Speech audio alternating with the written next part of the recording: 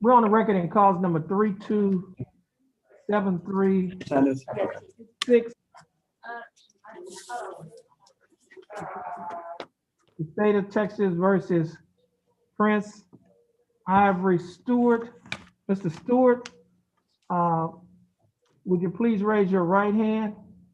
There's a camera right there. That's it. Do you swear or affirm to tell the truth, the whole truth, and nothing but the truth so help you God? I do. Okay, Mr. Stewart, you may put your hand down. How are you doing, Mr. Stewart?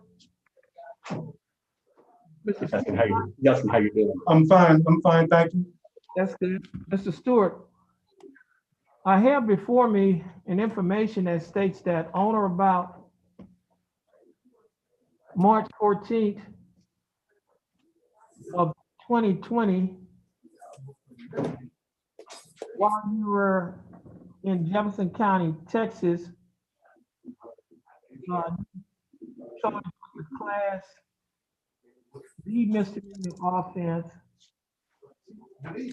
of possession of a controlled substance, penalty group 2A.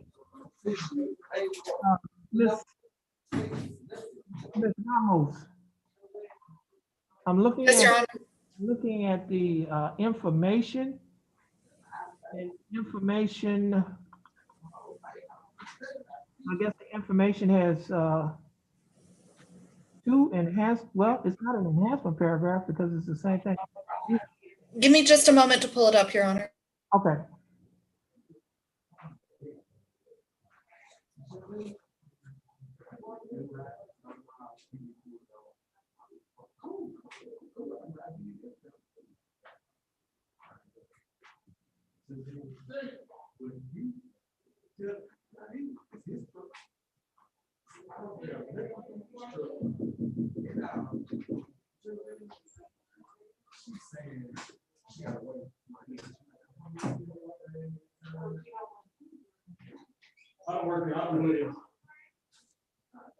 What's your name?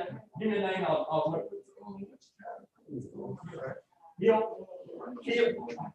Your Honor, it looks like it was a typographical error on the state's part. So what I'm going to call paragraph 2, which is the duplicate paragraph in Okay. the information, is abandoned by the state.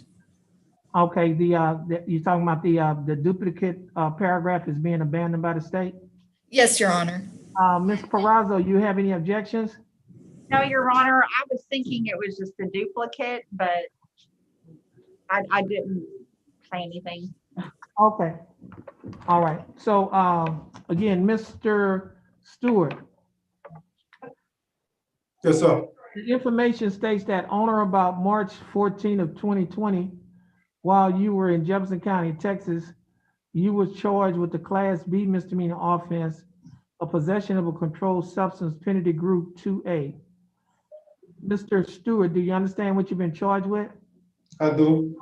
And to this charge, Mr. Stewart, how do you plead? Guilty, not guilty, or no contest? Guilty. Now, are you pleading guilty freely and voluntarily? I am. And are you pleading guilty because you are guilty? I am. Mr. Stewart, I have before me what has been marked as State's Exhibit number 1, which is the misdemeanor plea admonishment. That's the document that's on the computer tablet. There are some initials on page 2 of this document, PS, next to the line that says guilty. Did you place those initials on that line? I did. And on the 3rd page of this document, Mr. Stewart, there's a signature above the line that says defendant, and that signature purports to be yours. Is that your signature? It is. On the next document, Mr. Stewart, that is titled Trial Court Certification of Defendant's Right of Appeal. On the bottom of this document, above the line that says defendant, there's a signature that purports to be yours. Is that your signature? It is. And at the top of this document, there are 2 boxes that are checked. The first box states that this is a plea bargain case and you have no right of appeal. Do you understand that? I do. And the second box states that you are waiving, which means you're giving up your right to appeal. Do you understand that? I do. Mr. Stewart, there are some documents that you should have signed before you on paper. That document states that it is a discovery certification. Did you sign that document where it says defendant? I did. Now, prior to signing and initialing these documents, did your attorney, Ms. Perazzo, who is out there with you, did she go over these documents with you? She did. And did you read and understand everything in these documents? I did. And is everything in these documents true and correct to the best of your knowledge? It is. State exhibit number 1, state, you like to offer states 1? Yes, Your Honor. No objection. Okay, no objection, states exhibit number 1 will be admitted.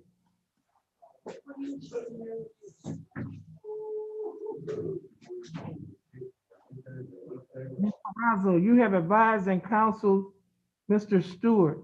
Is there any evidence that he is currently mentally incompetent to stand trial? No, Your Honor.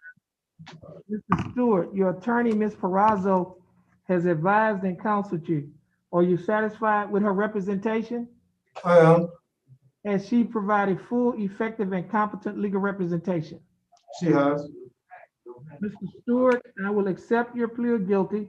I will find that you are mentally competent to stand trial. I will also find that your plea of guilty and waivers were freely and voluntarily given. I will also find that there is sufficient evidence to find you guilty beyond a reasonable doubt. State, do we have a plea bargain agreement?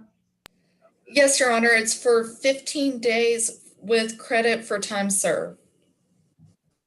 You're gonna tax and retire the court costs? Yes, Your Honor. Mr.